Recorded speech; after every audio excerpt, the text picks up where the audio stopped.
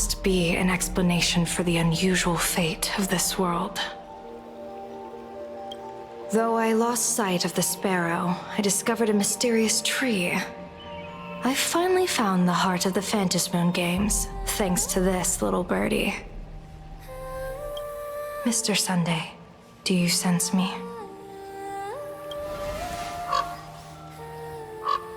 There's no reaction from the bird. What's wrong with it? Hello? Is anyone there? Can I get somebody here?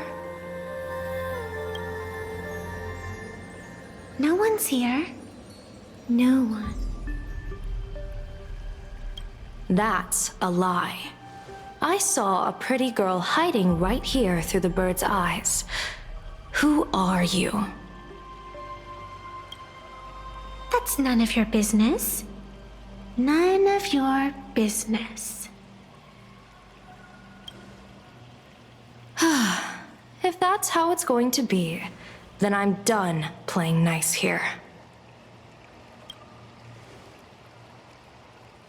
If my eyes weren't playing tricks on me, the ancient tree here must be the ambrosial arbor of abundance, yes?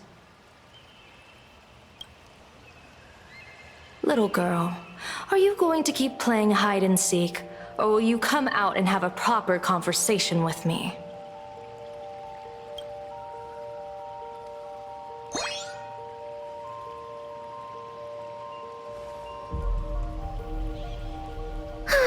The Department of Aberration Defense often comes here to record game progress.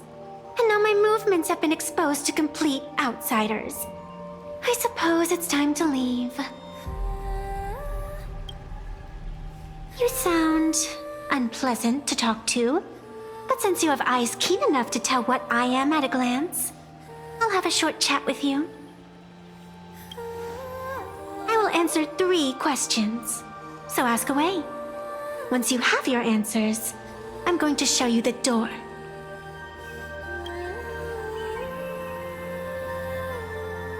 I wanted to question why the Joy Seeker would permit the ambrosial arbor of abundance to take root in a world they had blessed. But given their carefree nature, there was probably never any restriction to begin with. On my second question, are you a Fey kind native to Ahatopia, or are you one of the long-life species shaped by the ambrosial arbor?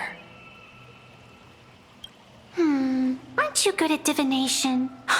Can you help me take a look whether the slip on my head says wheel or woe?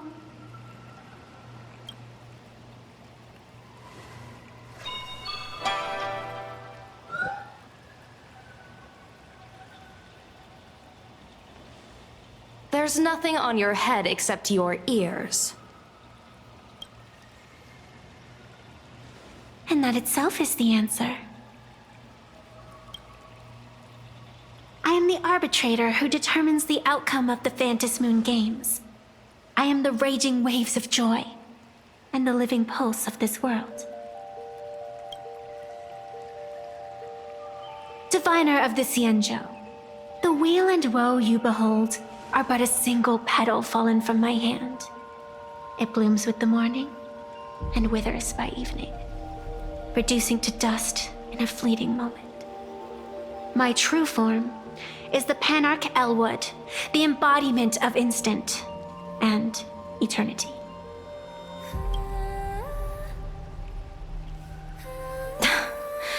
Interesting. Took you quite some time to come up with those words, huh? The one who created me did say most people wouldn't believe me. Turns out they were right. I believe you. I feel the same way. For many do not trust the words of a diviner.